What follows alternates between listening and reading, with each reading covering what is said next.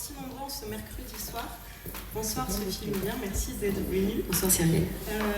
En quelques mots, je vais vous présenter quand même. Sophie Louvière, vous êtes originaire de Nancy et vous êtes définie par Wikipédia comme une romancière, journaliste et productrice de radio française. Bon, je trouve ça un petit peu sommaire, donc on va quand même rajouter quelques détails. On peut ajouter que vous êtes sociétaire de la SACD, donc la Société des auteurs et compositeurs dramatiques, et de la Société des gens de lettres. On peut encore rajouter d'autres choses plus intéressantes. À ça, j'ai surtout envie d'ajouter que vous êtes spécialiste de musique et de cinéma, que vous avez appris à jouer du piano, que vous composez. Vous avez écrit des centaines et des centaines de chroniques et de fictions pour des radios comme France Inter, France Info, France Culture, mais aussi pour la télévision, pour Canal+, Mezzo, Cuisine TV par exemple, entre autres. Vous avez publié votre premier roman, La petite fille aux oubliettes, en 2000, et il n'est que le début d'une longue série, puisque vous en êtes aujourd'hui à une quinzaine de romans publiés, entre autres nouvelles et ouvrages spécialisés, notamment sur la musique de film. Est-ce que c'est plutôt complet ? C'est très bien, hein. Ouais. J'aime bien quand ça commence par une avant d'en venir à discuter de votre dernier roman, celui pour lequel on se retrouve ce soir, Obsolète, j'aimerais bien que vous nous racontiez un petit peu votre rapport à l'écriture. Vous avez raconté dans plusieurs interviews que vous avez longtemps eu envie d'écrire, mais que ça vous a pris du temps, puisque enfant, on vous a diagnostiqué dyslexique, et que ça vous a rendu honteuse à différents niveaux. Vous vous êtes lancée adolescente dans l'écriture d'une nouvelle en anglais, puisque vous étiez plus à l'aise dans l'écriture dans cette langue de Shakespeare. Et plus tard, finalement, vous vous êtes lancée dans l'écriture d'un roman grâce à l'utilisation de l'ordinateur, qui vous a permis de former de belles lettres et d'imprimer bien droit, et qui vous a lancé. Après des années d'écriture, est-ce que vous pouvez nous raconter un petit peu comment vous avez apprivoisé cette dyslexie et comment vous la percevez aujourd'hui dans votre quotidien d'écrivaine ? Oui, alors la dyslexie, effectivement, quand j'étais petite, j'étais dyslexique, c'est-à-dire que j'étais nulle en orthographe. En grammaire, en conjugaison, j'étais incapable de faire une dictée sans avoir zéro. Voilà, je paniquais dès que je voyais le tableau, j'essayais de mémoriser les phrases et dès que la maîtresse retournait le tableau, c'était panique à bord. Je suis allée voir un orthophoniste. À l'époque, c'était pas la mode, c'était dans les années 70. Et c'est Joël Betts, c'est ça, ou Noël Betts, je ne sais plus, mon orthophoniste, qui est un des premiers en fait à avoir mis en place des techniques, qui m'a expliqué que j'avais juste un petit peu de mal à mémoriser les choses, que c'était pas grave, c'est comme si j'avais une main un peu tordue, que j'avais du mal à tenir mon crayon. Il me dit dans la tête c'est un peu pareil, tu as tendance un peu à tordre les choses. Donc il m'a donné une méthodologie, il m'a surtout donné confiance en moi. Et il m'a permis d'avoir 8 sur 20, ce qui est génial. En orthographe, comme ça, je me noyais dans la masse. Donc mes écrits, je les cachais et je m'exprimais surtout à l'oral, par le biais du théâtre, ou par le biais de la musique, ou par le biais de la danse. Donc je faisais feu de tout bois, toute discipline artistique. Je faisais des BD, je pensais aller d'ailleurs plutôt vers les beaux-arts que évidemment vers les lettres. Effectivement, ma première nouvelle était en anglais. C'était une toute petite nouvelle, un truc un peu à la Mad Max. Et puis, j'ai commencé à écrire pour la radio. En fait, mes premiers écrits, c'était pour la radio, puisque on pense qu'à la radio, on se met devant un micro et on parle. Non, en fait, tout est très préparé. Et mes premières fictions radio, je les ai écrites en 93. Et ça fait maintenant 40 ans, quoi, c'est ça ? 30 ans ? 30 ans 30 ans. 40 ans les premiers écrits, 30 ans les premiers écrits publiés, et un prix donc, de la SACD en 95 pour ces petites nouvelles écrites pour la radio. Donc avec la radio, j'ai trouvé ma voix et j'ai trouvé ma plume aussi. Et ce sont mes fictions radiophoniques qui ont attiré l'attention de certains éditeurs, notamment de Jean-Bernard Puy, qui a été mon premier éditeur en polar, puisque j'ai écrit pour lui La petite fille aux oubliettes. Mais il faut que je rende hommage à Philippe Claudel, qui est celui qui a fait passer mon premier manuscrit, puisque j'écrivais des manuscrits que j'avais le culot d'envoyer à des éditeurs depuis ma petite Lorraine natale. Il y en a un qui est arrivé jusqu'à Grasset, qui m'a valu d'ailleurs l'intérêt de la directrice des éditions Grasset à l'époque, mais qui m'avait demandé de retravailler mon manuscrit. Je ne savais pas ce que ça voulait dire, retravailler un manuscrit à 24 ans, donc je ne lui ai pas renvoyé de nouvelles moutures. Ce livre n'a jamais été publié, mais Philippe Claudel m'a permis d'être publié avec mon premier roman chez Ballant. Et le premier roman s'appelle « Je ne suis pas raisonnable ». Et je ne suis toujours pas raisonnable. Il y a eu un autre roman chez Ballant qui s'appelait « Pour en finir avec les hommes et la choucroute ». Ballant a fait faillite, enfin c'est pas à cause de moi, mais à cause de leur attaché de presse, je pense, qui avait caché tous mes livres sous son bureau et qui avait prétendu que c'était la Poste qui avait perdu les livres. Enfin, ça arrive d'avoir des attachés de presse épouvantables dans le monde de l'édition. On devrait les mettre en prison. Et après, voilà, ça s'est fait comme ça, de fil en aiguille. J'écris des fictions radio qui m'ont fait aussi connaître un peu plus dans le polar. Et puis je suis arrivée chez Fleuve Édition, où j'ai passé 10 ans de ma vie, peut-être 5 ans de trop. Et puis là, maintenant, je suis très heureuse d'être chez Belfond, où j'ai une super attachée de presse. Pour revenir sur l'écriture maintenant, est-ce que vous avez une routine d'écriture? Tout à l'heure, vous avez mentionné Amélie Nothomb avant la rencontre. Elle a une routine d'écriture où elle se lève très tôt, tous les matins, pour écrire. Elle se force à écrire, quitte à écrire des dizaines de romans qui ne sortiront jamais. Certains n'écrivent pas pendant des mois et attendent le pic d'inspiration. Vous, est-ce que vous avez une routine d'écrivain? D'abord, je pense longtemps au sujet du roman. Ça peut prendre 2 ans. En général, il y a 1 ou 2 idées qui vont se télescoper et qui vont faire que l'histoire va soudain se concrétiser dans ma tête. Pour L'Enfant au caillou, c'était le cas. En fait, c'est 2 faits divers que j'ai imbriqués pour créer une fiction. Et pour Obsolète, par exemple, c'est la réflexion de Yann Moix en 2019 à propos des femmes de plus de 50 ans. Qui a fait son chemin dans ma tête et il a fallu 2 ans avant que je trouve la bonne formule pour lui répondre et la formule c'est Obsolète. Mais la routine, sinon je peux écrire n'importe où, dans n'importe quelle condition. Je n'écris surtout pas des livres pour ne pas les publier, en tout cas j'espère, sinon quelle perte de temps, déjà que je trouve que je consacre pas assez de temps à mes amis et à ma famille. J'écris, je pense qu'on passe beaucoup trop de temps dans nos livres et pas dans la vraie vie. Sinon, ma routine, c'est d'écouter des musiques de films. C'est ce qui me conduit dans le chemin de l'écriture. Donc, je fabrique des playlists juste avant de commencer à écrire un livre. Je vais la faire évoluer en fonction de l'écriture. Donc, je vais commencer avec 2 heures, 3 heures, 4 heures de musique. Et pour Obsolète, on est arrivé à 24 heures. Et cette playlist, elle est sur Spotify et je propose au lecteur après de l'écouter en lisant le livre. Donc ma routine, c'est la musique de film. Okay. Et justement, en parlant d'Obsolète, c'est un livre qui est très très riche de références, d'inventions scientifiques, technologiques. Vous avez mis combien de temps à collecter toutes ces informations, à imaginer l'histoire d'Obsolète et à les mettre en mots jusqu'à la publication? Alors au départ, Obsolète, dans ma tête, c'était pas une dystopie. J'avais imaginé une société, aujourd'hui, une famille, à table, et puis quelqu'un frappe à la porte, on remet une lettre au père de famille, il ouvre la lettre, il se tourne vers sa femme et il dit « Ah bah tiens chérie, c'est ton avis de retrait, t'en as plus que pour 28 jours. Ah, t'as préparé ta valise? Bah oui. » Bon, et puis pendant que maman prépare sa valise, eh bien, le mari et les enfants feuillettent un catalogue style La Redoute et choisissent la nouvelle maman, un modèle plus jeune. Voilà. Ça, c'est l'idée que j'avais au départ. Je me suis dit, ça va jamais passer. On va se projeter. Et surtout, on va essayer de faire quelque chose qui soit vraisemblable.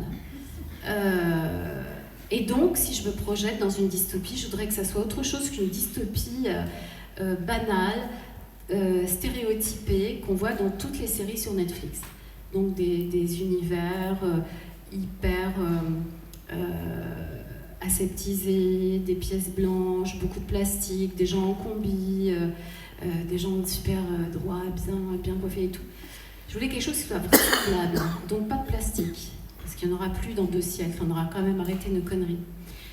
Et comment sera la planète dans 2 siècles? Donc c'était la grande question. Donc j'ai tapé Google, comment sera la planète dans 2 siècles? Et là j'ai eu pas mal d'informations qui me sont arrivées. Et puis souvent je mange vers 2-3 heures de l'après-midi, et parce que je suis très très décalée quand j'écris. Et c'est le moment où passe sur Arte des documentaires formidables, ou sur France 5, sur justement le réchauffement climatique, les nouveaux modes de consommation, les problèmes de fertilité. En fait, j'ai regardé la télé, j'ai pris des notes, j'ai écouté France Culture, j'ai lu Télérama, et c'est tout ça qui m'a amené 2 ans de matière dont je me sers dans le livre. Et donc 80-90% des inventions qui sont dans le livre existent déjà. Donc ce que je projette dans le livre, on pourrait dès aujourd'hui l'imaginer. Les voiles d'ombrage, la boîte qui stocke l'énergie solaire dans votre maison pendant des mois, des années, ça existe déjà. Le bio-réfrigérateur qui consomme 8 volts. On en parle un peu plus tard. Voilà. Tout ça existe déjà. Sur votre blog, vous avez écrit « Lorsqu'on choisit un livre, la bonne question est de savoir si cette histoire va nous apprendre quelque chose, nous aider d'une manière ou d'une autre, remplir une fonction de stimuli cérébral. Ce bouquin que j'ai entre les mains va-t-il m'ouvrir aux autres et au monde? Va-t-il me permettre de mieux comprendre la complexité de ce qui m'environne? Ou me brosse-t-il plutôt dans le sens du poil, m'enfermant dans un cocon qui m'évite de trop réfléchir et surtout de prendre le risque de changer quelque chose dans ma vie ?» Est-ce que vous y pensez quand vous écrivez? Est-ce que vous projetez votre écrit dans les mains des lecteurs? Moi, j'y pense après. Sur le moment, non, je pense que j'essaye au contraire de ne pas formater mon écriture en fonction des attentes. J'essaye d'écrire pour toucher les lecteurs, comme je le dis là. J'essaye d'écrire des bouquins qui puissent dans 10 ans, 20 ans, 30 ans, avoir toujours un intérêt, au contraire, gagner en valeur. Parce que ce que je dis, à un moment donné, va résonner, va prendre de l'importance au fil des ans, ancrer les choses. Donc, j'écris pas pour séduire les masses, j'écris pas pour séduire les jeunes lectrices de 25 ans qui sont les plus chassées par les éditeurs avec la new romance et tout ça. Non, ça j'évite. Si c'est ça la littérature, j'arrête tout de suite. C'est plutôt clair, c'est très bien. Pour revenir à Obsolète, le pitch du roman se résume en quelques lignes, la 4e de couverture. 2224, depuis le grand effondrement de la civilisation fossile et les crises qui ont suivi, l'humanité s'est adaptée. Économiser les ressources, se protéger du soleil, modifier son habitat, ses besoins et adhérer au tout recyclage, y compris celui des femmes. Afin d'enrayer le déclin de la population, toute femme de 50 ans est retirée de son foyer pour laisser la place à une autre, plus jeune et encore fertile.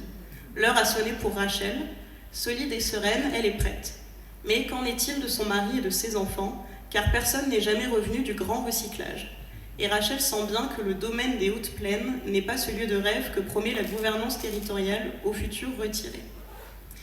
Obsolète, c'est un roman qui défend, entre d'autres sujets, l'égalité entre le traitement des femmes et des hommes dans la société. On y suit, comme je viens de le dire, l'histoire de Rachel, qui est un personnage féminin qui atteint les 50 ans et qui est amené à être retiré de son foyer.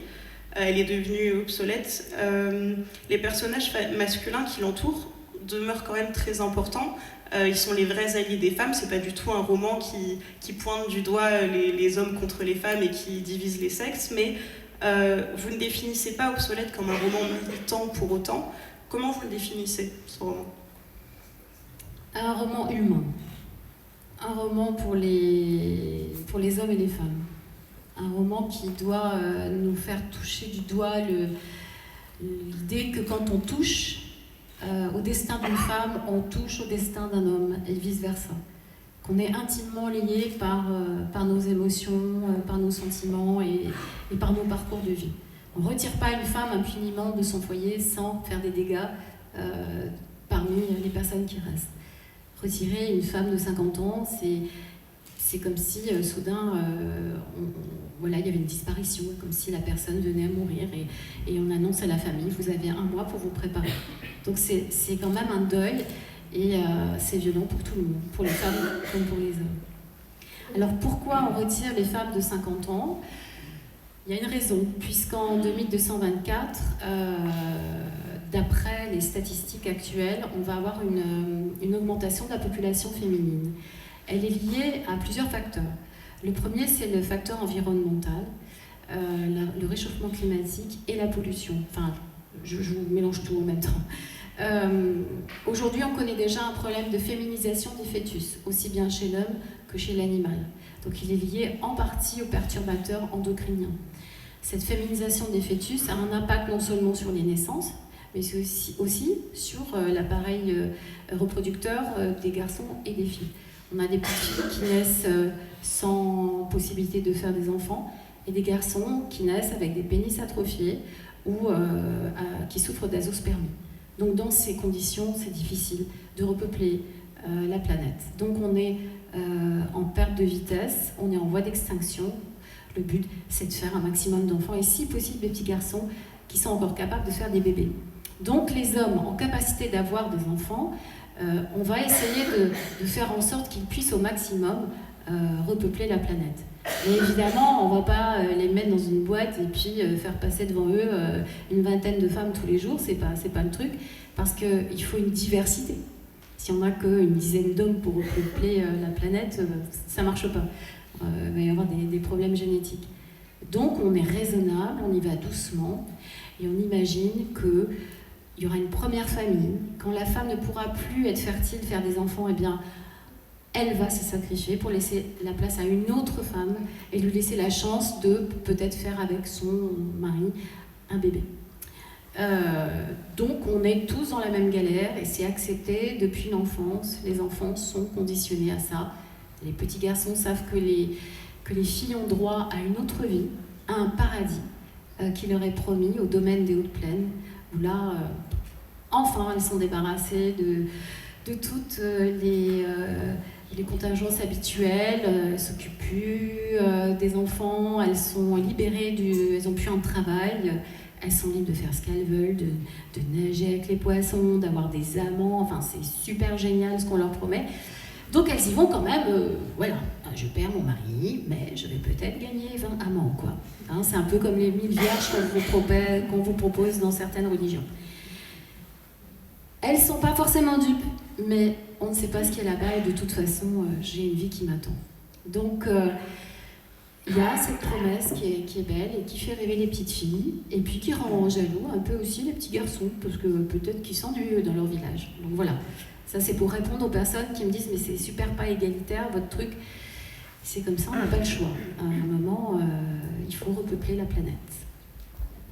Et quand j'ai fait des recherches du coup, sur Obsolète, j'ai lu plusieurs commentaires de personnes qui trouvaient que les femmes de 50 ans, invisibles, rejetées, etc., c'était quand même un peu caricatural, qu'on n'en était pas vraiment là. Donc je me suis demandé qu'est-ce qui vous était passé par la tête pour aller si loin dans la caricature, et vous en avez parlé tout à l'heure, mais je me suis souvenue de ce moment, ce grand moment de lecture. 8h43, c'est l'heure de retrouver la revue de presse. Amandine Bégaud. Amandine, tout d'abord ce tollé ce matin sur les réseaux sociaux. Oui, tollé après les propos de Yann Moix. Dans une interview accordée au magazine Marie-Claire, l'écrivain se dit incapable d'aimer une femme de 50 ans. 50 ans, c'est pourtant son âge, lui. Je trouve ça trop vieux, dit-il. Quand j'en aurai 60, peut-être. Ce n'est pas une question de dégoût, mais ça ne me viendrait pas à l'idée. Elles sont, dit-il, invisibles. Moi, je préfère les femmes jeunes, c'est tout, point. Et d'ajouter, je ne vais pas vous mentir, un corps d'une femme de 25 ans, c'est extraordinaire. Le corps d'une femme de 50 ans n'est pas extraordinaire du tout. Voilà. Donc si on entendait des choses pareilles en 2019, je me suis dit que finalement, c'était pas non plus complètement à côté de la plaque d'imaginer que ça pourrait aller si loin en 2224. Ben oui, ouais, je l'ai entendu, je l'ai vécu comme un coup de poing. Quand je l'ai entendu, j'avais 52, 53 ans, donc je me suis dit, ah ouais. Ok. J'ai quand même été voir mon mari pour lui demander ce qu'il en pensait. Il a rigolé. Il faut dire que mon mari est antiquaire de jouets anciens. Donc plus je vieillis, plus je lui plais. Donc je ne suis pas prête de le quitter. Mais après, je suis allée me promener dans la rue et je regardais je croisais des femmes qui avaient à peu près mon âge ou plus âgées, et je les voyais comme ça qui disparaissait devant moi, là, tombait. Et je me suis dit, mais qu'est-ce que ce serait que ce monde sans toutes ces femmes qui bossent, qui sont super compétentes, dont les hommes ont besoin, enfin, on a tous besoin les uns des autres, mais d'où ça lui sort, quoi. Évidemment, on a le droit de ne pas aimer le corps d'une femme. Comme moi, j'ai certains corps d'hommes qui ne me plaisent pas du tout. Voilà. Plutôt jeunes d'ailleurs, ils sont trop jeunes. Parce que c'est pas mon truc, un ado, quoi. Voilà, je préfère les hommes mûrs, je préfère les hommes qui... Voilà, les hommes de mon âge, voilà, c'est top. Mais j'aime bien aussi Channing Tatum, bon... Mais je ne permettrai pas de déclarer ça comme si, ouais, vous voyez ce légume-là est un peu fané, non, je ne vais pas manger ça. Il y a des choses qui ne se font pas, il y a une responsabilité, on doit quand même tenir compte du respect d'autrui, quoi. On se respecte les uns les autres avec nos corps, avec notre façon de vivre. Ce qui m'a surtout beaucoup énervée, c'est les algorithmes. Parce que depuis que j'ai passé cette barre des 50 ans, mesdames, comme vous, je reçois sur Facebook, sur Instagram ou par mail des publicités pour des aides auditives. Je reçois des publicités pour des montes-escaliers, pour la douche italienne à 1 €, avec si possible des poignées pour ne pas glisser. Et je reçois aussi des publicités pour faire ma gymnastique sur une chaise. Et alors, donc, l'exercice que je dois faire, c'est ça. Voilà. 5 minutes par jour, pas plus, je suis fatiguée. Et alors, on me représente dans le corps d'une femme qui a les cheveux tirés, gris, un gros chignon sur la tête comme Mamie Nova. Elle est pleine de rides. Voilà. Obsolète à lire absolument. Oui.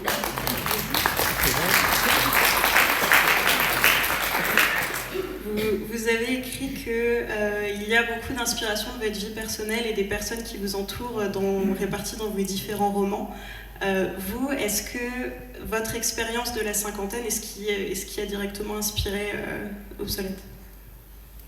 Oh non, je pense pas. Non. Rachel est très différente de moi, même si elle a un petit peu... on a des points communs, on aime nos maris, on aime nos enfants, on aime notre métier. Rachel est coiffeuse. Je voulais un métier essentiel et je voulais un métier qui soit un métier généreux. Et j'ai toujours eu une relation particulière en fait avec les personnes qui s'occupaient de ma tête. Mon amie d'enfance, Isabelle, est devenue coiffeuse, donc elle m'a coiffée pendant des années. Puis après, j'ai eu une autre amie qui est devenue aussi ma coiffeuse. En fait, quand elle vous touche la tête, c'est comme toucher la tête d'un bébé. En fait, on est hyper sensible. Et puis elle est derrière moi, je ne vois pas ce qu'elle fait. Donc je regarde un peu dans le miroir. Il faut avoir une grande confiance. Quelle tête je vais avoir en sortant. Donc on se donne, on s'abandonne à son coiffeur ou sa coiffeuse. Même quand on n'a plus beaucoup de cheveux, comme monsieur, de temps en temps, on est quand même obligé d'y aller. Et même si on n'a pas beaucoup de cheveux, c'est tellement agréable de se faire caresser la tête et tout ça. Et en général, elle nous écoute, ou elle nous raconte des choses, on apprend des choses, on échange. Je pense qu'une coiffeuse détient le savoir universel. Voilà. Partant de ce principe, il me fallait Rachel, coiffeuse. Son mari, lui, il n'est pas antiquaire, il est archéologue. Voilà. Il est archéologue et ils jouent au tennis tous les deux. D'ailleurs, il y a une jolie scène où elle vient d'apprendre qu'elle va être retirée et la première chose à laquelle elle pense, c'est « Oula, il faut que je me remette au sport, j'ai 28 jours pour faire un peu de tennis encore avec mon mari. » Et donc il y a une scène, effectivement, à un moment, il vient vers elle et son t-shirt, il est trempé de sueur et son t-shirt dessine un cœur. La sueur dessine un cœur sur son t-shirt. Et donc effectivement, après avoir joué avec mon mari, il vient vers moi, puis je dis mais c'est quoi ces oreilles de Mickey? Et effectivement, c'est avec la sueur, ça faisait un cœur. Et voilà, donc ça, j'ai piqué des petites choses comme ça dans ma vie parce que c'est touchant, c'est vrai.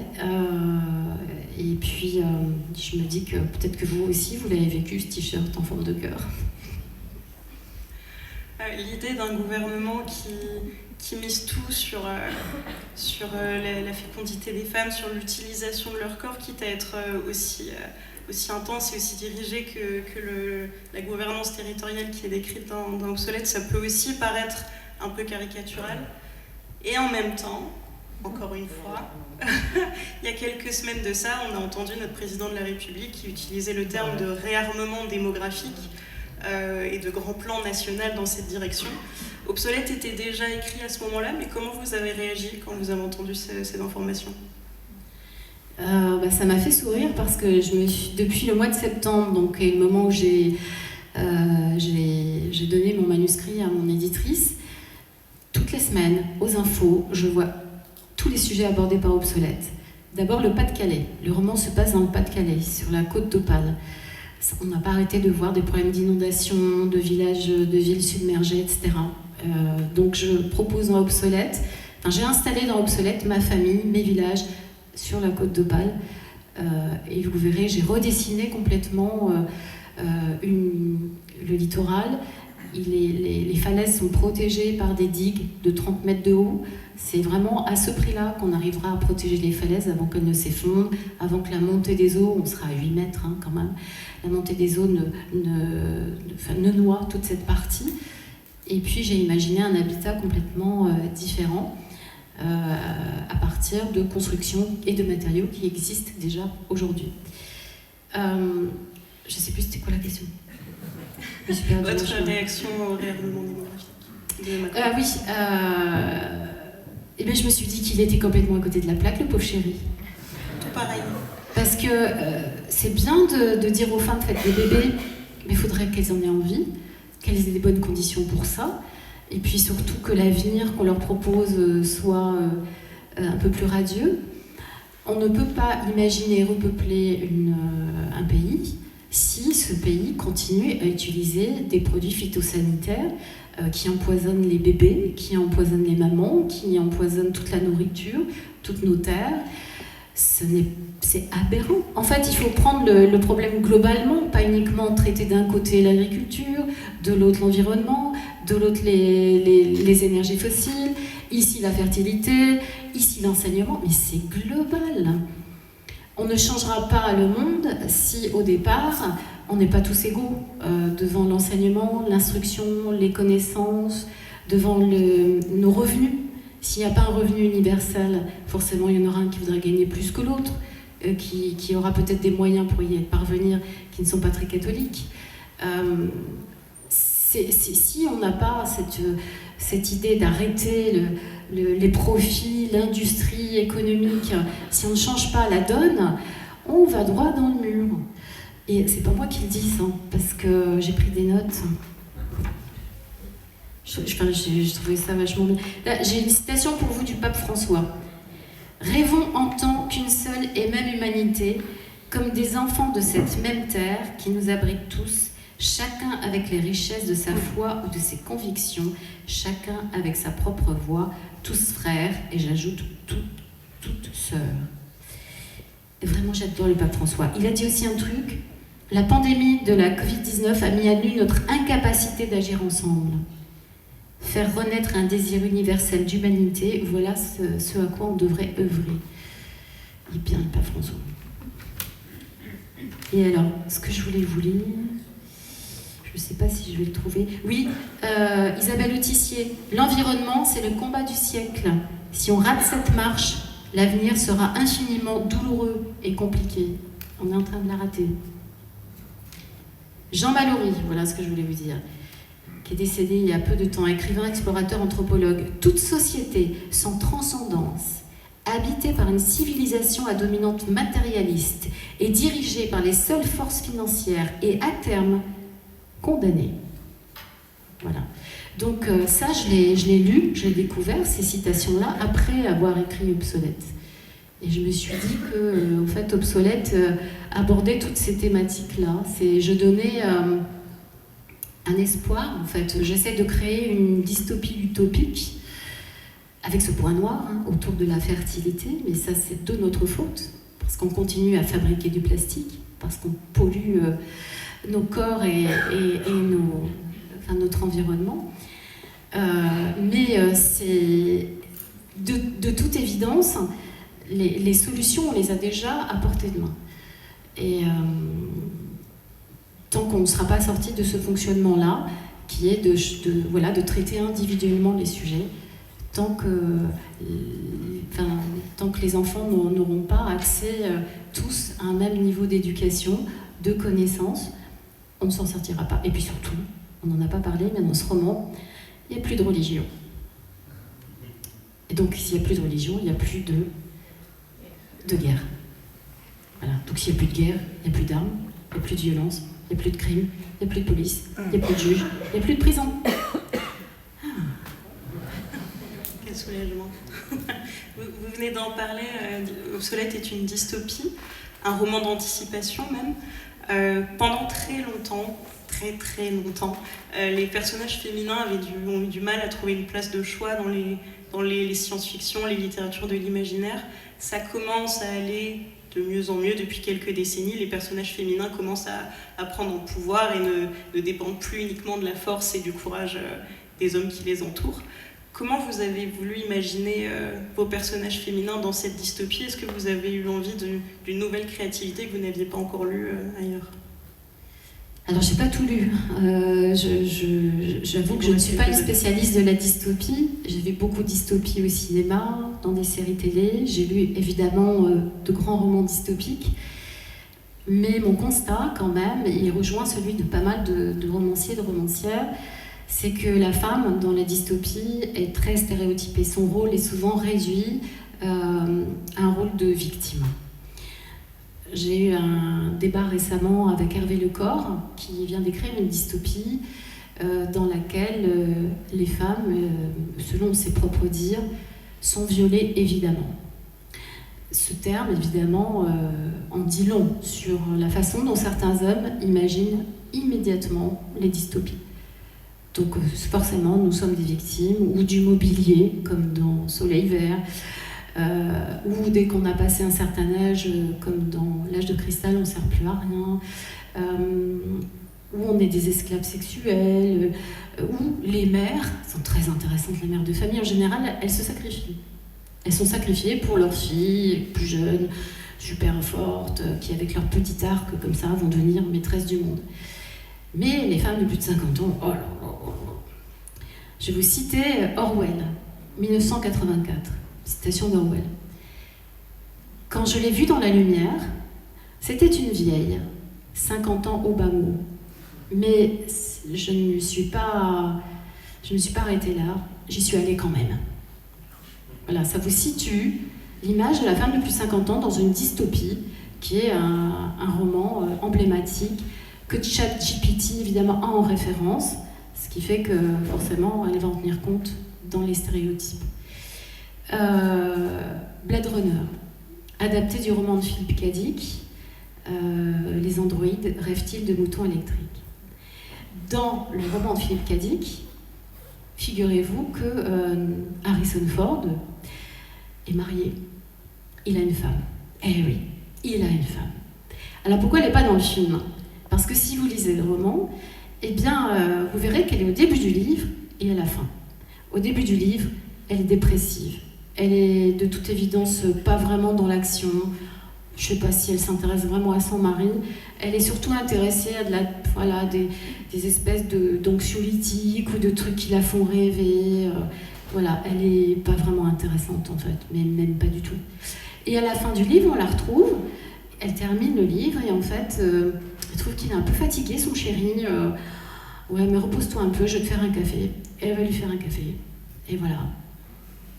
Entre deux femmes, dans un roman dystopique, un des plus grands romans dystopiques adaptés au cinéma. Il y a du boulot. Donc, si vous voulez, moi, quand je lis ça, je suis en colère. Parce que je ne me reconnais pas. Je ne me reconnais pas dans l'androïde qui fait fantasmer le mec et qui a 19 ans et qui est censé avoir le corps d'une jeune fille. Je ne me reconnais pas là-dedans. Et j'ai envie d'imaginer une dystopie où les femmes ne sont pas violées, où leurs ventres ne sont pas des instruments, comme dans La Servante écarlate. Souvent, les femmes, elles y vont à fond, quoi. Comme tu le disais si bien, soudain, elles dominent le monde. Mais pourquoi faudrait qu'on domine le monde? On ne peut pas être ensemble sans avoir besoin de dominer quoi que ce soit, sinon nos émotions. Voilà, donc l'idée, c'est d'oublier ça. C'est une dystopie dans laquelle vous n'avez pas de gouvernance qui tient les gens comme ça. Non, les gens sont libres. La seule chose qui modère un peu les choses, c'est un bracelet dont on n'a pas parlé. On va en parler. Voilà, donc je te laisse agir. Avant de parler de ce bracelet, j'aurais aimé qu'on parle du vocabulaire que vous avez imaginé pour accompagner cet univers, cette dystopie. On parle de grand recyclage, on parle d'appels, les femmes sont des isolées ou des retirées. Est-ce que vous pourriez définir quelques-uns de ces mots de vocabulaire qui vous paraissent les plus importants et surtout nous expliquer pourquoi ça vous a semblé utile d'inscrire cette époque et cet univers dans un vocabulaire bien précis? Je voulais justement ne pas inscrire cette dystopie. Je ne voulais pas que mes personnages aient un langage particulier. C'est ça qui est difficile, c'est comment imaginer le langage sur la planète dans 2 siècles. Je pense qu'on sera tellement mêlé de tous ces réfugiés climatiques qui se seront brassés et qui occuperont le peu de territoire qu'on pourra encore occuper, qu'on sera tous très très mélangés et que le langage le sera aussi. On utilisera des termes issus de l'anglais, de l'hindou, que sais-je. Mais je ne voulais pas le faire rentrer au forceps dans mes dialogues. Donc mes dialogues, en fait, ils parlent un français tout à fait normal, élégant, enfin voilà, presque universel entre guillemets. Mais il fallait quand même teinter avec des acronymes notamment et des choix de mots qui soient forts et qui permettent de comprendre tout de suite ce qui se passe. Donc effectivement, les femmes qui vont au grand recyclage sont des retirées, les hommes qui restent sont des réattribués. Voilà, à chaque fois on a des termes bien précis qui nous permettent de comprendre que ces sociétés avaient besoin de mettre des choses dans les cases, de ranger les choses pour acter, en fait. Nommer, c'est acter. Et je pense que j'avais pas d'autre idée que cela, quoi. Et donc, vous veniez d'en parler, il y a une gouvernance qui régit la société, qui régit justement l'obsolescence des femmes, leur récupération, l'envoi vers le domaine des hautes plaines et le reste finalement. Mais cette gouvernance, elle n'a pas vraiment de nom, elle n'est pas tout à fait nommée, on ne sait pas exactement quelle forme elle prend. Est-ce que vous lui avez imaginé un fonctionnement particulier ou est-ce que vous avez voulu que ça reste flou, justement? Alors, elle est décrite. En fait, il y a plusieurs gouvernances. Il y a d'abord le conseil villageois. La société est organisée maintenant sous forme de petits îlots de villages qui sont autonomes en termes d'économie, d'éducation. Donc c'est 7 villages qui sont donc autour de sources d'énergie, que ce soit des éoliennes, que ce soit aussi l'eau, l'accès à l'eau, aux transports, qui sont des transports sous terre, puisqu'on ne circule plus sur terre, il fait trop chaud. Et donc ces gouvernances villageoises, enfin non, ces conseils villageois, c'est vous. C'est tous les trimestres, on est tiré au sort et on intègre le conseil villageois. Et puis un conseil villageois des enfants, parce que les enfants aussi sont appelés à réfléchir à leur village, à ce qu'on peut faire pour améliorer les choses. Donc on est tous, au même titre, concernés par la direction de nos villages. Après, on a des gouvernances territoriales, c'est-à-dire que par territoire, alors en général, les territoires, c'est l'équivalent d'un pays, la France, l'Espagne, non, il n'y aura plus d'Espagne, la France, non, il n'y aura plus de Portugal, la France, non, il n'y aura plus d'Italie, la France, l'Allemagne, là, effectivement, l'Angleterre, l'Irlande, on aura encore des gouvernances territoriales qui, elles, sont en lien avec la gouvernance mondiale, planétaire. Toutes se parlent, toutes prennent des décisions qui sont d'ordre en commun, voilà, commune. Chacun, ce sont des décisions communes, c'est une gouvernance mondiale, c'est ce qu'on devrait avoir, nom de Dieu. Voilà, comme ça, on n'aurait pas des Poutine, on n'aurait pas des Trump, hein, on n'aurait pas toutes ces horribles choses qui vont nous tomber dessus avec les prochaines élections dans les pays à venir. Si on était au moins organisé, quoi. L'ONU ne sert à rien, enfin, je sais pas. L'Europe, c'était censé être ça, non, Pascal? Oulala, c'est surtout les lobbyistes, l'Europe, aujourd'hui. On s'est bien fait avoir. Mais voilà, s'il n'y a pas une gouvernance globale, on ne peut pas y arriver. On ne peut pas arriver à une espèce d'unité, d'équilibre. On ne peut pas aider ceux qui ont besoin. On ne peut pas partager. Vous en avez parlé il y a quelques minutes, le fameux bracelet. En fait, les personnages, les personnes d'Obsolète grandissent dans l'idée que la solution est à la tempérance, à la modération, justement dans l'idée d'être contre la violence, contre tout ce qui pourrait porter atteinte à la société et aux humains entre eux. Dans l'idée, c'est une chouette idée. Mais pour y arriver, les personnages se font installer, arriver à la puberté, un bracelet qui va venir réguler leurs émotions et éviter des tristesses trop intenses, des colères trop dévastatrices, tout ce qui pourrait et tout ce qui a mené à des guerres, à des conflits, des choses qui ont détruit, entre autres, notre civilisation actuelle, qui a conduit à l'effondrement. Vous avez imaginé cet outil. Est-ce que, à vos yeux, les émotions et ce qui fait des humains, c'est ce qui va nous mener à notre perte? Je ne veux pas citer qui que ce soit, ni raviver un second tour présidentiel, mais est-ce que vous pensez qu'il y a des colères saines? Je sais pas, parce que la colère, parfois, ça nous joue des tours. Surtout pour une femme, si une femme monte sur ses grands chevaux tout de suite, c'est une hystérique. Donc la colère pour les femmes, il faut qu'on essaye de pas trop la montrer. Ce bracelet, ce PMH, ce bracelet modérateur d'humeur, comment j'en ai eu l'idée?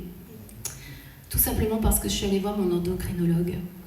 Au moment de la ménopause, je ne me reconnaissais plus, que ce soit physiquement, que ce soit dans mes humeurs. J'avais des sautes d'humeur incroyables, j'avais parfois envie de pleurer, je ne me reconnaissais plus. Donc je suis allée voir l'endocrinologue qui m'a donné un traitement hormonal. Et ma vie a changé. Voilà. Au lieu de prendre 10 kilos, j'ai reperdu ce que j'avais pris.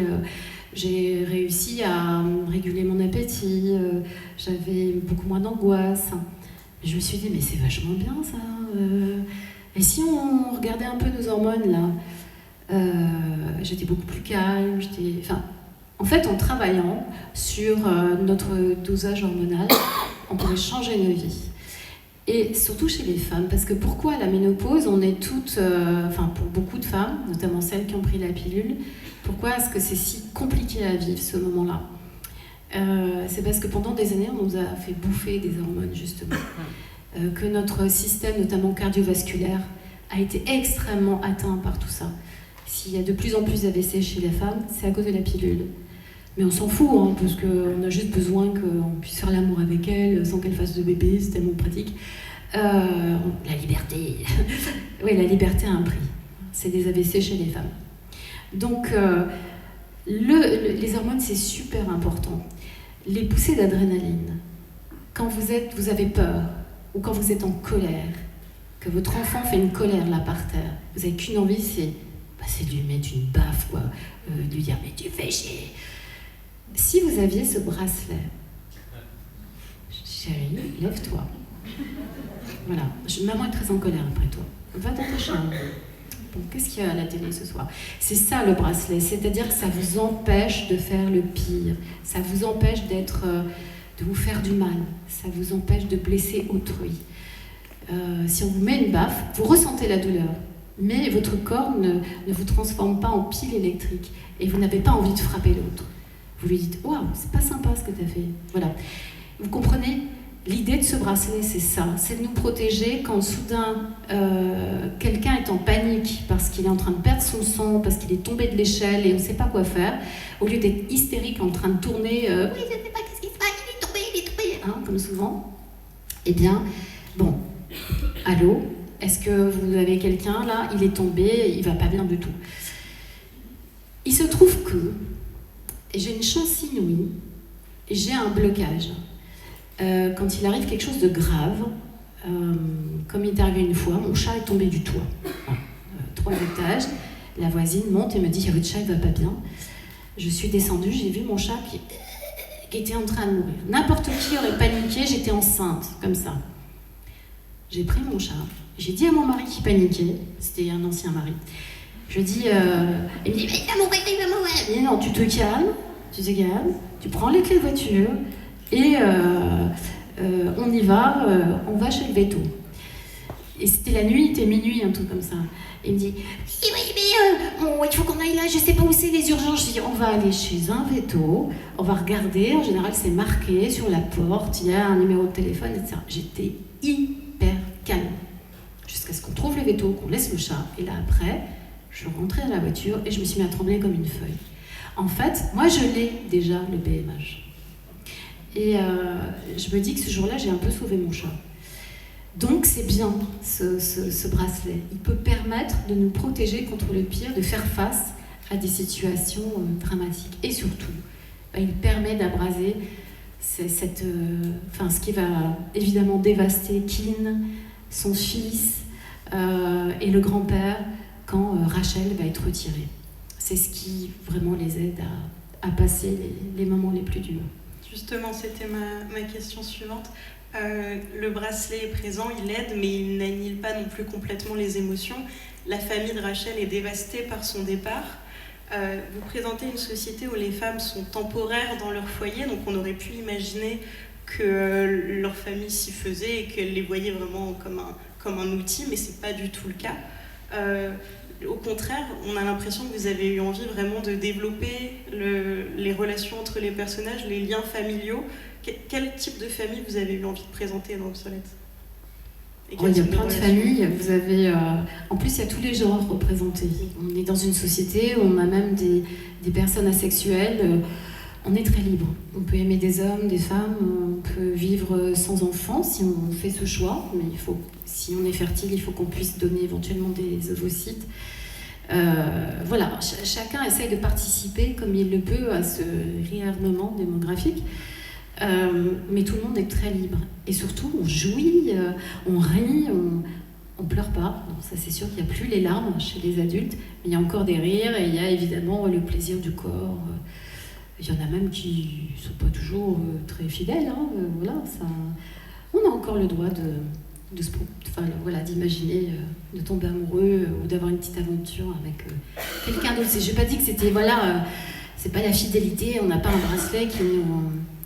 Voilà, c'est surtout les sentiments qui sont forts dans ce roman.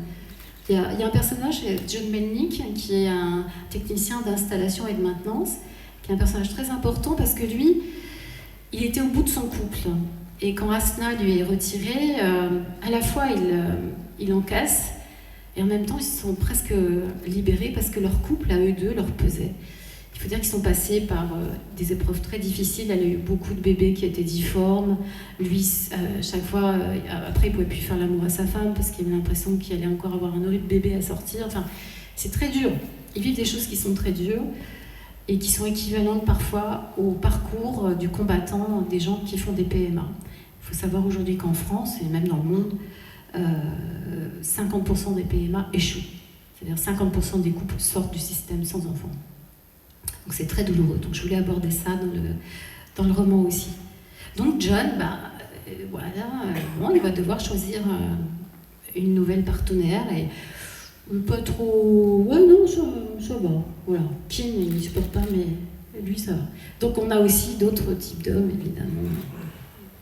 Et d'autres types de relations, donc pas uniquement la relation de couple, il y a la relation père-fille entre Rachel et son papa qui est très importante à leurs yeux. Est-ce que vous accepteriez de nous lire un petit extrait, une scène qui est importante? En fait, comme on l'a dit plus tôt, Rachel est coiffeuse, elle sait qu'elle va être retirée prochainement et elle choisit de coiffer son papa pour la dernière fois.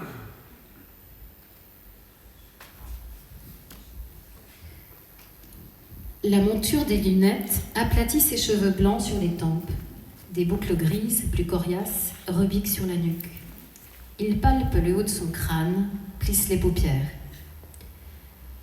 Pas sûr qu'il y ait grand-chose à ratiboiser. Enfile ça au lieu de dire des bêtises, papa. Derrière son cou, je noue les lacets de la cape de coupe.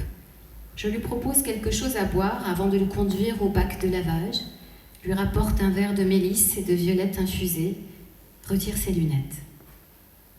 J'ai utilisé un shampoing sec à base de bleuet, d'argile blanche et d'huile de graines de brocoli. J'ai massé longuement le cuir chevelu avant de chasser la mousse sous un filet d'eau, mesurant l'importance de chacun de mes gestes. Tenir une dernière fois sa tête renversée vers moi. Frictionner ses cheveux avec une serviette parfumée à la lavande. Merci, chérie. Charles Fischer, mon grand homme, à hauteur de ma taille, mâle qui résiste comme un songe s'éternise. Je l'installe sur le fauteuil, en cuir, face au miroir, vaporise une lotion réparatrice aux extraits de prêle et d'huile essentielle, prend ma place sur le tabouret derrière lui. Sa peau fripée, cartonnée, ce nez fort et galant qui domine, impose la vigueur et la finesse de ses jugements. Je souris à ce visage, tire de ma poche revolver une paire de ciseaux. Ça devrait être à moi de partir, pas à ma fille. Le monde s'éteint entre ces mots. Il a été le premier à savoir, après Keane. Depuis 2 ans, mon père redoutait l'annonce de mon retrait. Il pensait à chaque période de collecte. Une fois passée la navette autonome, il songeait un jour de plus de gagner avec ma fille. Il m'a dit « Ça ne rend pas les choses moins douloureuses. » Cliquetis des ciseaux effleurant les dents du peigne. Boire nos silences. Au fond de nous, la séparation prend son élan. Un dernier coup d'œil au miroir, une noisette de cire pour discipliner l'épi, et je rengaine mon outil. Tu es sûr que tu ne veux pas te joindre à la fête ce soir ? Les enterrements de vie de maman, ce n'est plus de mon âge. Mais tu peux compter sur Maëlle. Nous nous verrons demain. Profites-en bien. Il est ressorti de mon salon plus beau que jamais, coiffé de son vieux Panama. Il m'a adressé un clin d'œil avant de s'en aller. Mon plus fidèle client, tu seras le dernier. Dans la masse des nuits à venir, à tâtons, je chercherai ton visage. Papa, délivre-moi de l'enfant qui se débat encore contre son destin. Merci beaucoup.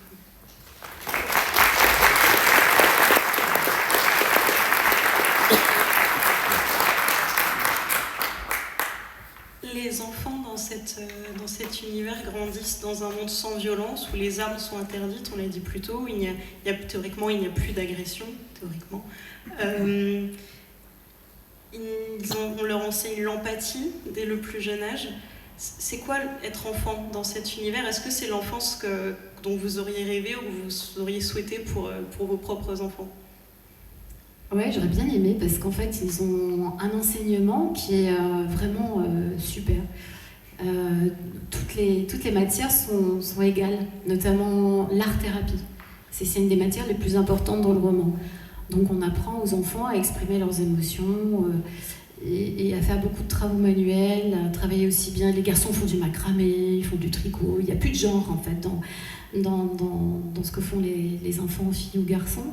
On leur apprend la technologie, on leur apprend l'électricité, ils savent réparer, ils ont un acquis universel parce qu'on les prépare à être autonomes dans la vie. Moi, quand j'étais petite, ça m'embêtait de ne pas pouvoir faire comme mon papa ou comprendre des choses de garçon. J'avais envie de m'intéresser. J'aurais bien aimé pouvoir réparer ma chaîne de vélo, par exemple. On ne montrait pas ça aux filles. Et bien dans ce roman, les filles, elles savent réparer des vélos, elles savent faire beaucoup de choses. Elles vont aussi vers ces métiers, chaudronnerie. Elles font tout ce qu'elles ont envie de faire. Les garçons, pareil. Hein, ils veulent faire des métiers a priori féminins, il n'y a plus d'a priori féminin. Voilà. Ça, c'est vrai que c'est une éducation que je trouve chouette. Et puis l'empathie, oui, c'est des cours très simples qu'on leur apprend, mais dès qu'ils sont tout petits, on leur apprend à tirer satisfaction du plaisir de l'autre, du bonheur d'un copain. Par exemple, c'est vrai que c'est bon de manger un bonbon, mais donner son bonbon et voir l'autre se régaler, qu'est-ce que c'est bon aussi. Donc ça, c'est juste la base. Si on nous avait appris ça étant enfant, on se serait moins tiré les cheveux dans les cours de récréation. On en a parlé plus tôt, c'est un roman qui parle des femmes, du traitement des femmes bien sûr, mais aussi beaucoup d'écologie. Vous êtes inspiré d'inventions réelles pour imaginer cet univers. J'ai pris quelques photos de votre blog qui ont été des architectures, des inventions d'inspiration qui vous ont aidé. Est-ce que vous vous considérez, parce que vous avez déclaré dans plusieurs interviews être très inquiète sur la situation écologique, est-ce que vous vous considérez comme éco-anxieuse qui, je le rappelle, concerne maintenant, dans les derniers chiffres, 50% de la population adolescente? Oui, c'est même 70% des enfants entre 15 et 25 ans. Et alors moi, je ne suis pas éco-anxieuse, mais mon fils l'est, vraiment. Il a 17 ans. Quant à ma fille, qui a 30 ans, elle ne veut pas faire d'enfant. Sachant cela, je voulais écrire un roman pour eux et pour ma descendance, si toutefois j'ai le bonheur que Adèle change d'avis ou que mon fils ait des enfants. Vraiment, j'aimerais beaucoup. Et pour ça, il faut qu'on leur donne la possibilité de l'imaginer, ce monde, cette possibilité parentale. Et en revanche, j'ai vraiment peur je suis comme vous, j'ai un peu peur de ce que sera demain pour mes enfants. Et c'est pour ça que j'ai écrit Obsolète. Je voulais me projeter, c'est peut-être un peu loin de siècles, mais je voulais me dire qu'il y avait de l'espoir. Et qu'on avait dès aujourd'hui les moyens de créer ces univers, ces maisons qui font corps avec la nature, qui sont des maisons résistantes aux cyclones, parce qu'elles ont des structures arrondies, qui sont faites à base de matériaux aussi très résistants et pour l'essentiel qui sont recyclés, qu'on tiendra compte d'un matériau formidable qui est l'algue, puisqu'on va avoir de plus en plus d'algues avec le réchauffement climatique. Et l'algue, c'est un organisme incroyable qui va vraiment nous sauver la vie dans tous les sens du terme. Donc j'en parle beaucoup dans le roman et sur le blog aussi. Et ça, c'est effectivement des images qui m'ont inspiré l'univers d'Obsolète, qui est un univers un peu rétro-futuriste. Parce que j'aime beaucoup le brutalisme. Je trouve que je suis passionnée d'architecture et effectivement, j'ai besoin de me projeter et de vous projeter donc, dans un univers bien précis. Voilà, je vérifie les slides.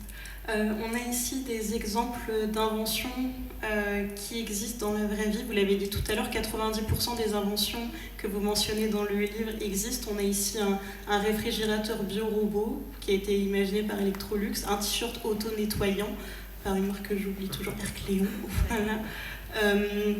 Peut-être avez-vous trouvé la réponse dans vos recherches, mais en tout cas, selon vous, qu'est-ce qui empêche leur pleine exploitation aujourd'hui? La volonté. De qui? De quoi? Des grands industriels qui préfèrent qu'on achète un réfrigérateur qui va polluer la planète parce qu'ils n'ont pas envie de changer toute leur chaîne de... Enfin, il faudrait changer tout, il faudrait changer les ouvriers, la formation des ouvriers, changer les usines. C'est plus simple de continuer comme ça, quoi. Puis on laisse la patate chaude au suivant. Mais ce biorobot, il consomme 8 volts d'énergie, quoi. Même pas l'équivalent d'une pile de télécommande. C'est un gel qui est refroidissant naturellement à cause de la lumière qu'il émet. Donc on met directement les aliments dedans. Et voilà. Vous pouvez le mettre au plafond, au mur, par terre. Il est plat, en fait. Il est large comme ça. C'est un truc... Je comprends pas. Quand j'ai fait mes recherches, je me suis dit, mais c'est insensé, on a plein de solutions aujourd'hui, et on met pas ça en place, quoi. Ça coûte super cher. Il y a une machine à laver à lévitation, je ne sais plus comment elle s'appelle. Il y a une machine à laver qui existe, qui lave quasiment sans eau, avec un verre d'eau. Enfin voilà, c'est formidable.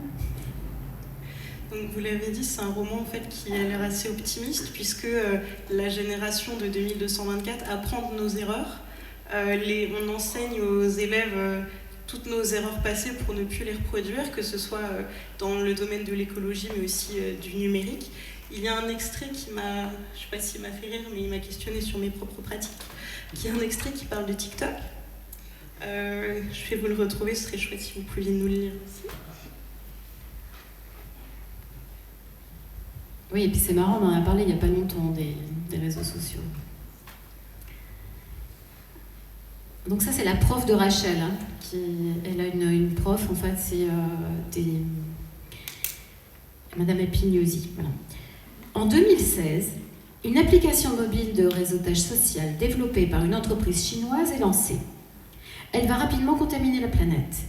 Les gens sont friands de courtes vidéos, souvent trafiquées, sur lesquelles des personnes ou des animaux font, comme vous pouvez le voir, et à quelques exceptions près, n'importe quoi.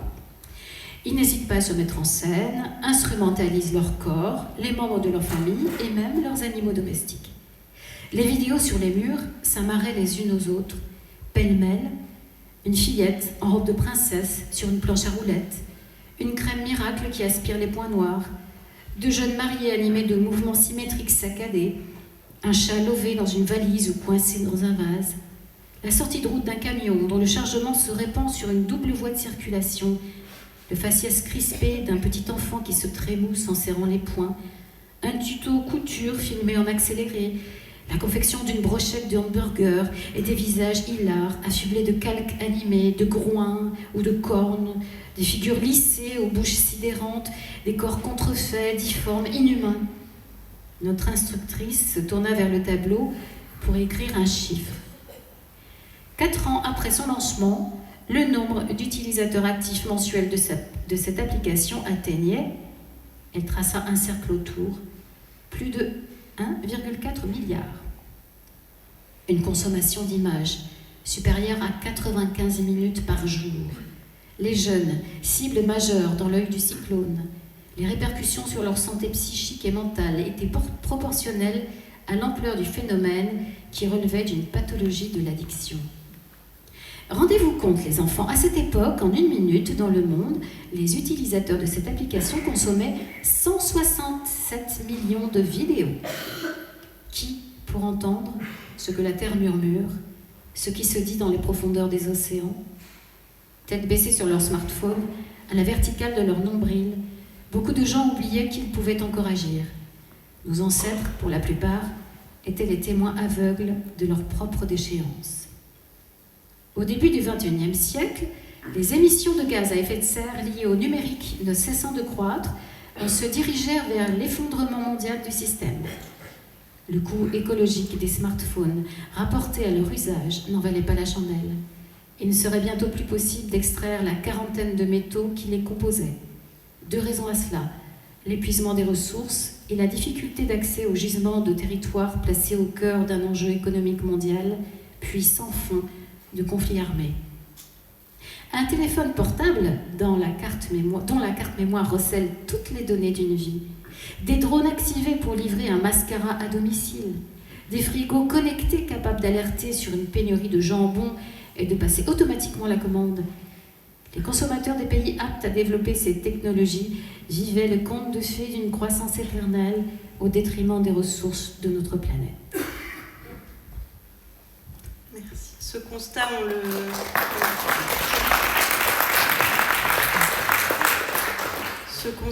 le connaît à peu près tous, peut-être pas dans ce détail, mais on le connaît. On a chacun nos utilisations des réseaux sociaux. Moi, la première, j'adore les vidéos de petits chats sur TikTok, et je sais que je ne suis pas la seule ce soir.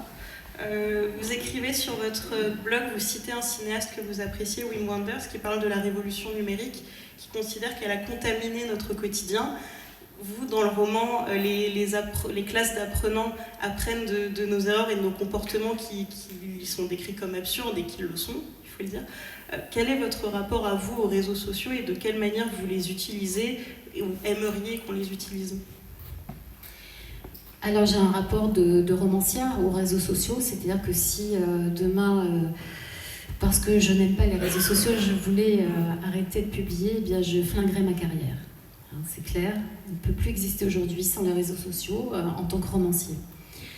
L'essentiel de notre relationnel, des informations, des échanges avec les libraires, les lecteurs, les salons, les festivals, passe par les réseaux sociaux. Si vous êtes si nombreux ce soir, c'est aussi en partie grâce aux réseaux sociaux. Maintenant, je ne m'expose jamais sur les réseaux sociaux. Quand je veux mettre une photo de mon chien, c'est parce que j'ai envie de parler de la nature, du rapport à ce moment paisible que je passe avec mon chien dans la forêt, que sais-je. Je ne montre pas mes enfants, je ne me mets pas en scène, c'est juste la romancière qui existe. Jamais je n'irai sur TikTok. D'ailleurs, mon fils me l'a interdit. Il m'a dit je te renie, maman, si jamais tu vas sur TikTok. De toute façon, il n'avait pas besoin de me le dire. Et si demain tout s'arrêtait, je serais très heureuse. Je pense que ça nous rend dingos. Je ne sais pas si vous avez remarqué, quand vous prenez le train, enfin surtout à Paris, dès qu'on monte dans le RER ou le métro, tous les gens sont sur leur téléphone. Et il n'y a plus de livres, ou très peu de livres, des journaux, il n'y en a plus. On est tous comme ça. On se croirait dans un film d'anticipation. C'est dingue. Alors dans Obsolète, il n'y a plus de téléphone portable. Pourquoi ? Ça ne sert à rien, parce que les villages sont petits, il y a des téléphones filaires, tout simplement, on s'appelle, ou on se fait des visios sur l'ordi, on n'a plus besoin de téléphone portable. De toute façon, les ondes, c'est pas forcément très bon non plus. Et puis, comme je vous l'ai dit, il n'y a plus les matériaux pour en fabriquer, de toute façon. On ne peut plus fabriquer de batterie non plus. En parallèle de l'arrivée du grand recyclage de Rachel et de ses amis, il se passe un événement. On a dit tout à l'heure que la violence avait disparu de la société, qu'il ne pouvait plus y avoir d'agression, et pourtant sont retrouvées 3 petites fillettes mortes dans une grotte, mutilées, des signes qui donnent l'impression que ce n'est pas une mort naturelle, qu'un crime a eu lieu. Et pourtant, les romans... Mutilées ? Si, je faisais sûr. Non, mais parce que quand la on série, pense... c'est ça que Quand on, ouais, la série, c'est pas mutilé. Hein. Mutilé, c'est... Ou alors... La série, c'est... Voilà, c'est pas pareil. La série. Les romans noirs, c'est votre spécialité.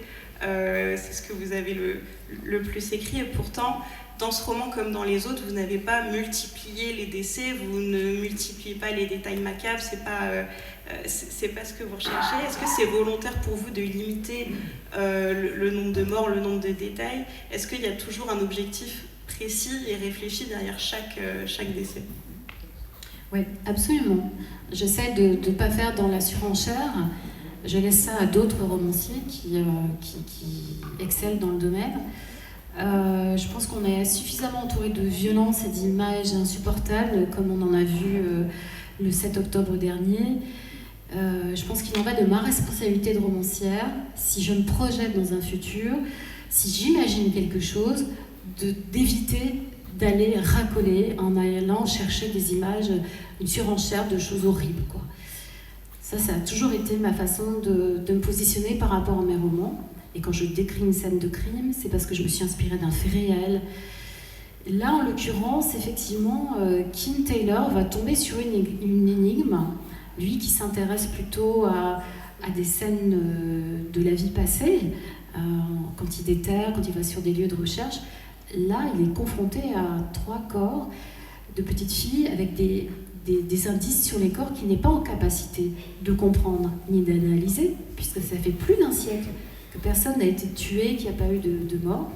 Et surtout, il n'y a plus de médecins légistes et il n'y a plus d'ouvrages qui racontent, qui donnent des informations sur les crimes. Donc, il va faire avec les outils qu'il a, avec sa démarche d'archéologue.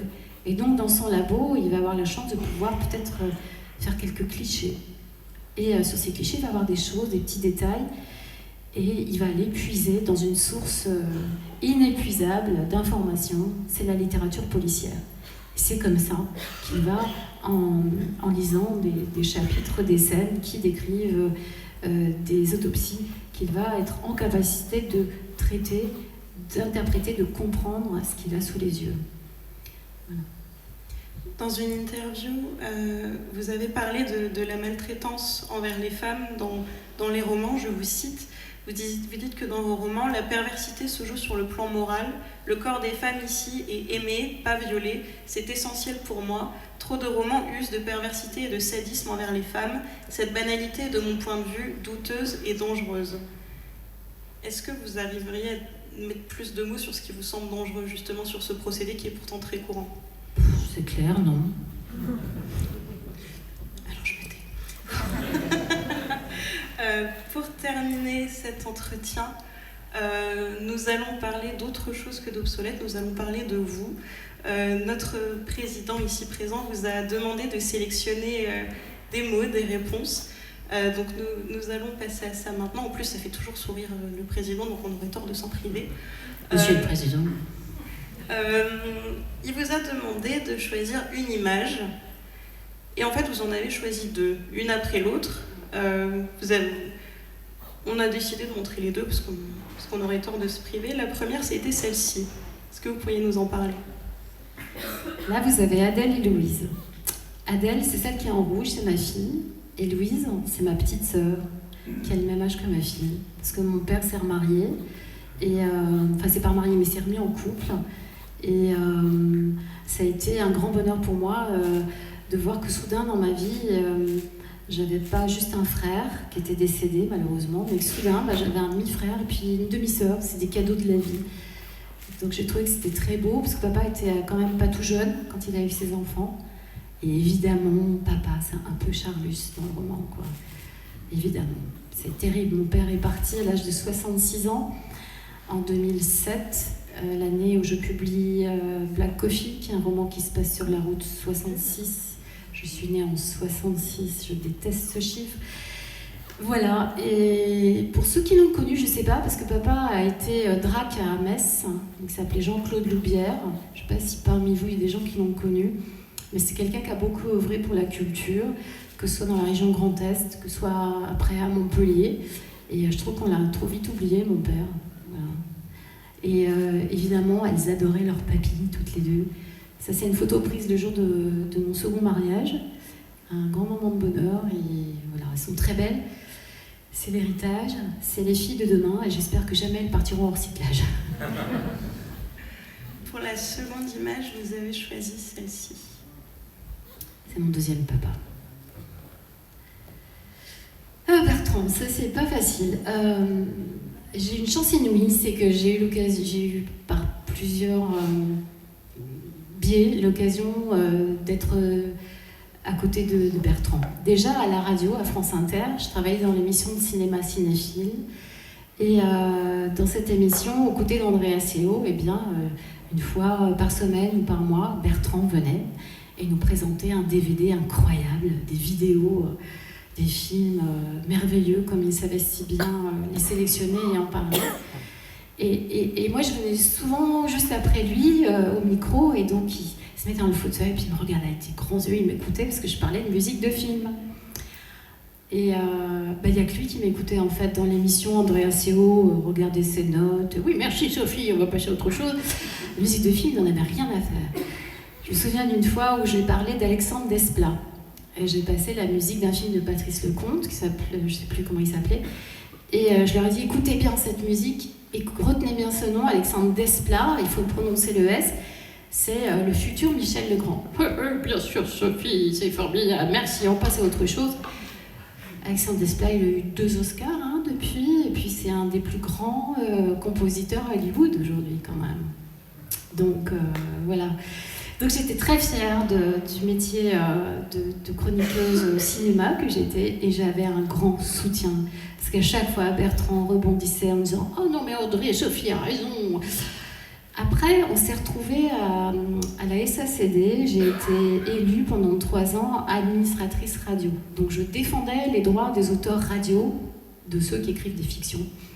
Je défendais les droits pour qu'ils soient mieux payés. Et Bertrand siégeait, le conseil d'administration était toujours pas loin de moi, et lui défendait le cinéma. Et à chaque fois que je faisais une intervention pour la radio, en me disant oui, il faudrait pousser France Inter à remettre de la fiction, oui, ça se passe pas bien avec France Culture, il était là, Sophie a raison, écoutez Sophie, et puis elle est formidable, regardez l'énergie qu'elle met. En fait, j'avais un papa qui était toujours derrière moi pour me pousser. Et il faut que je vous parle de ça quand même. En 2010, je me suis fait virer par Laurence Bloch, qui était la directrice des programmes de France Inter, fraîchement nommée avec l'arrivée de Philippe Val. Laurence Bloch a décidé en 3 semaines de complètement changer la grille de France Inter. J'avais à l'époque une émission qui marchait très bien, qui s'appelait Parking de nuit, le vendredi soir, et dernier parking avant la plage, tous les jours l'été. 1 million d'auditeurs par jour, et 350 000 auditeurs le vendredi soir. Elle décide d'arrêter l'émission. Bon, voilà. En 10 minutes, au revoir Sophie, vous êtes une vieille voix de la radio, patati patata. Et voilà qu'un an plus tard, je suis nommée administratrice radio. Il y a un déjeuner organisé à la SACD avec France Inter. Et Laurence Bloch arrive dans le petit salon où on prenait un verre. Et là, Bertrand attrape Laurence Bloch et dit « Ah, Laurence, venez, il faut que je vous présente Sophie Loubière. Ah, elle est formidable, quelle voix, et puis alors, quelle érudition, elle écrivait des fictions, elle avait une émission formidable, et je ne sais pas, cet abruti de Philippe Val l'a virée. » Et là, je vois Laurence Bloch qui se décompose littéralement, et je tape sur l'épaule de mon grand-papa et je dis « Bertrand, je crois que Laurence est au courant. » Et là, elle m'a regardée. Je vous remercie d'abréger mes souffrances. C'est un grand moment de ma vie, parce qu'il lui a filé un sacré coup de pied dans le derrière. Elle le méritait bien.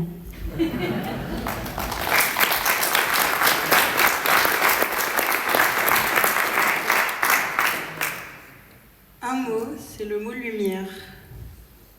Pourquoi lumière ? Parce qu'en fait, Thomas Setchkouk, qui est un ami romancier américain, a écrit un truc sympa sur moi. Il a dit que dans mes romans, tout doucement, subtilement, enfin je ne sais plus comment il dit, que je conduis les lecteurs vers l'obscurité et que aussi doucement et avec autant d'émotions, délicatesse, je les ramène vers la lumière. Et puis aussi, Loubière, ça ressemble un peu à lumière.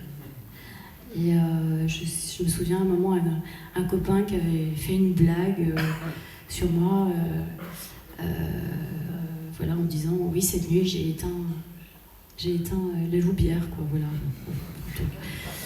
C'était un truc sympa, mignon, mais ouais, je pense que la lumière, c'est ce que j'ai vu en naissant et c'est ce que je verrai jusqu'au bout.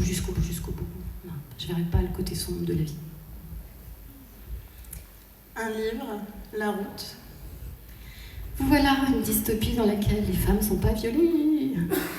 Voilà un magnifique roman d'anticipation dans lequel on a une relation entre un père et son fils.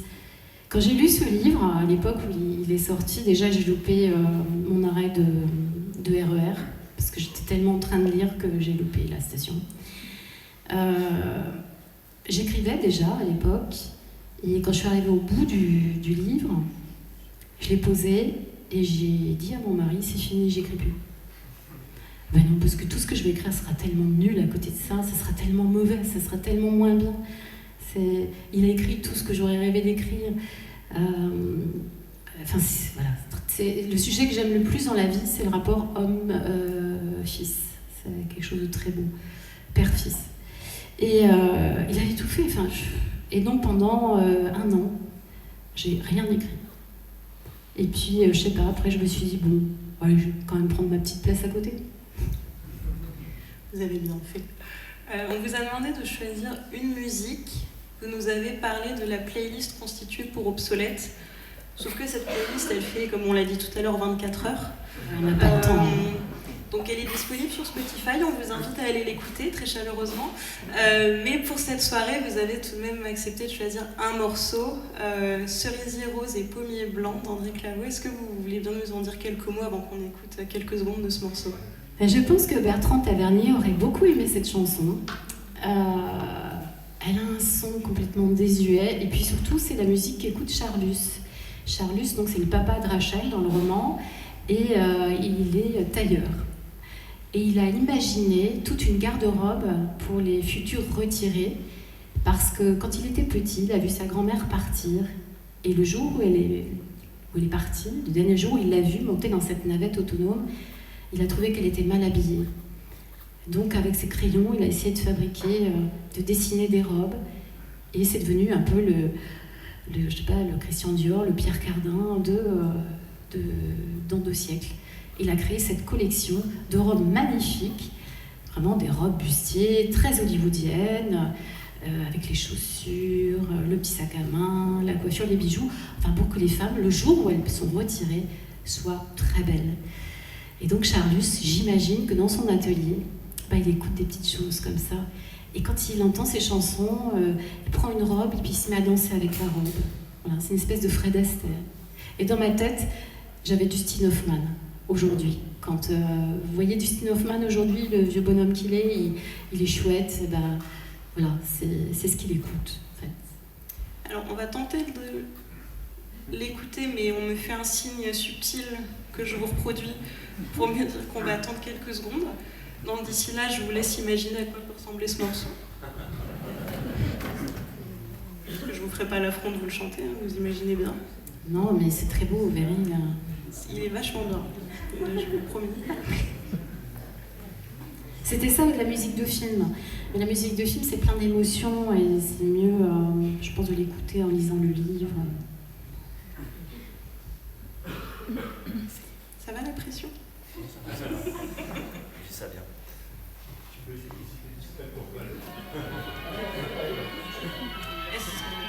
Est-ce que vous entendez au fond ou pas?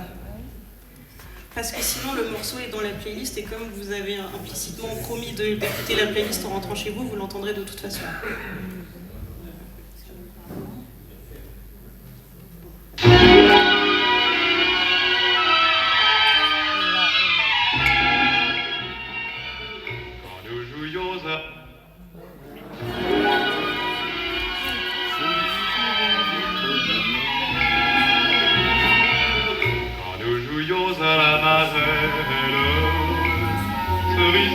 Des pommiers blancs, j'ai cru mourir d'amour pour elle,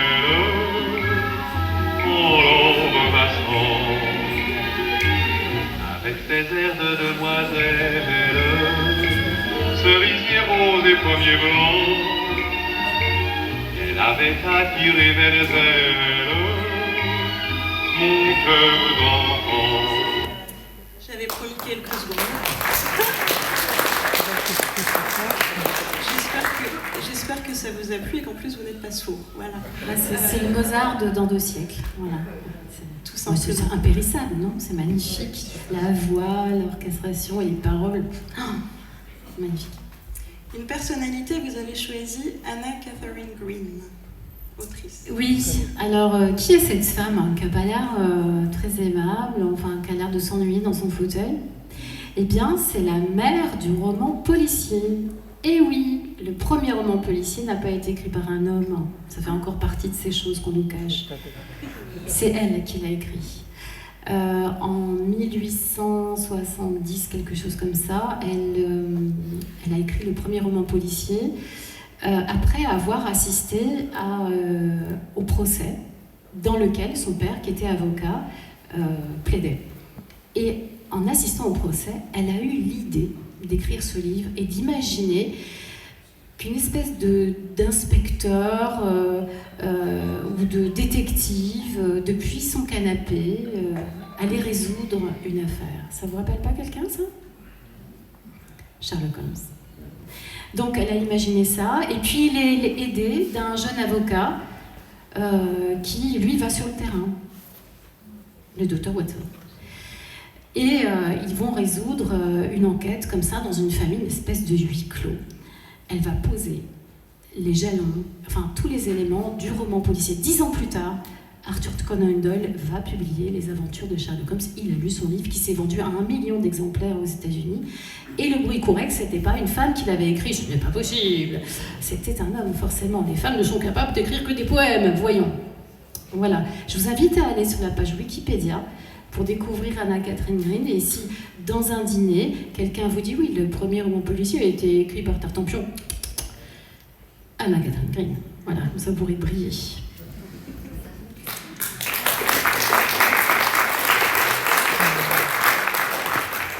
Pour un lieu, vous avez choisi les milieux aquatiques. Vous nous avez dit l'eau pour la mer, la piscine. Oui, parce qu'en fait, j'adore l'eau. Et alors j'ai découvert un truc formidable, c'est j'adore nager avec les poissons. C'est pour ça que dans le roman, elles rêvent toutes d'aller nager avec les poissons. Est-ce que vous avez déjà fait ça? Avec le masque de chez Decathlon. Alors j'ai découvert ça à Punta Cana, il n'y a plus beaucoup de poissons, mais en fait je mettais mon masque et donc ça dépassait là, juste il y a 30 ou 50 cm d'eau et je nageais pendant genre 1 heure. Et mon mari, il m'attendait sur la plage, il me disait « Mais où t'étais ?» Je dis « Je nageais avec les poissons. » Et je leur parlais. Parce que quand vous avez le masque, en fait, votre visage est libre, donc je leur parlais. Mais en fait, ils devaient entendre des bruits comme ça. Et c'est génial, vous êtes porté par l'eau, vous voyez la vie, enfin voilà, les poissons, c'est un truc apaisant. On se sent, on a l'impression qu'ils nous tolèrent, qu'ils nous regardent. quand on marche dans l'eau, on ne voit pas toute cette vie qui est à nos pieds. C'est presque un monde lilliputien. C'était assez merveilleux et je regrette qu'il n'y ait pas ça en Seine-Saint-Denis, quoi, dans le 9-3, un petit bout de mer pour moi. Et sinon, effectivement, l'eau, ça libère mes synapses. Ça fait partie de mes routines, peut-être. C'est que quand, par exemple, j'arrive plus à avoir d'idées et qu'il est 2h du matin, je vais prendre ma douche. Et là, sous la douche, ding, là, j'ai compris le truc qui n'allait pas. Et donc, je mets la serviette, je cours devant mon ordi, puis je suis en train de noter ce qui m'est venu sous ma douche. Donc voilà, j'adore l'eau. J'ai une dernière photo qu'on ne vous avait pas demandé, mais que moi j'ai demandé à Pascal, notre président, puisque quand il m'a dit qu'il vous connaissait depuis un petit bout de temps maintenant, quelques vingtaines d'années, je me suis dit peut-être qu'il a des photos d'archives, des photos un peu marrantes, qui ont été prises il y a 20 ans sans savoir qu'elles resserviraient un jour. Et moi, du coup, j'imaginais une vieille photo où on aurait vu Pascal avec une coupe de cheveux absurde où allait savoir quoi. Et en fait, il m'a dit oui, j'ai quelque chose, je trépignais. Et finalement, j'ai reçu cette photo. Sans flagornerie, vous êtes superbe, donc mon truc marche pas du tout. Mais est-ce que, du coup, vous pouvez nous raconter un souvenir ce 20 janvier 2001 à Florange, pas très loin d'ici? Y a quelqu'un qui pourrait bien en parler, c'est Vincent Midolo. Vincent, qui est un orthophoniste avec lequel j'ai fait connaissance à cette époque. Donc on est restés en lien, Vincent et moi. On s'était retrouvés à un moment, il y avait Cabu, il y avait Cavana. Cabu, Cavana, Philippe Val. 10 ans de Polar sur la ville. Philippe Val qui était encore fréquentable. Ouais. Et c'était génial, quoi. Parce que on a pris un verre ensemble. C'était très bon enfant. Puis il y avait ma fille qui était venue. Adèle était venue. Une photo de ton fils avec Adèle. Non, c'était pas la fois-là. C'était pas cette fois-là, t'es sûre? Certain. C'était après? Ouais. Là, j'étais encore jeune et belle. Et ouais, non, c'était un chouette moment. Comme Pascal sait les organiser. C'est à la fois intime et puis à la fois riche. On a l'impression qu'on est tous sur le même plan, quoi. Il n'y a pas une célébrité, il n'y a pas... Enfin, si, quand même, on les admire. On les admirait, mais c'était un moment très chouette. Puis c'est là qu'on a fait connaissance. Pascal, qui a été mon représentant malgré lui, pendant des années, parce qu'en fait, il n'était pas censé représenter mes livres, mais il faisait quand même la pub. C'est vrai, le premier, La petite fille aux oubliettes. C'était le prétexte. C'était les éditions Balade dont je m'occupais à l'époque. Voilà. Ouais, ça remonte. Et nous voilà 20 ans plus tard. Merci Sophie Loubière pour cet entretien. Merci.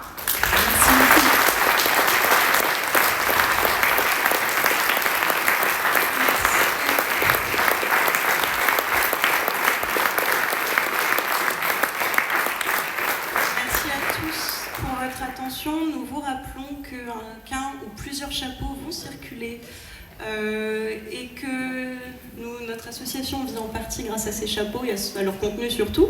La librairie Tome 5 vous attend pour découvrir tous les romans de Sophie qui les dédicacera juste après. Et on vous retrouve au mois d'avril pour notre prochaine rencontre. Merci beaucoup.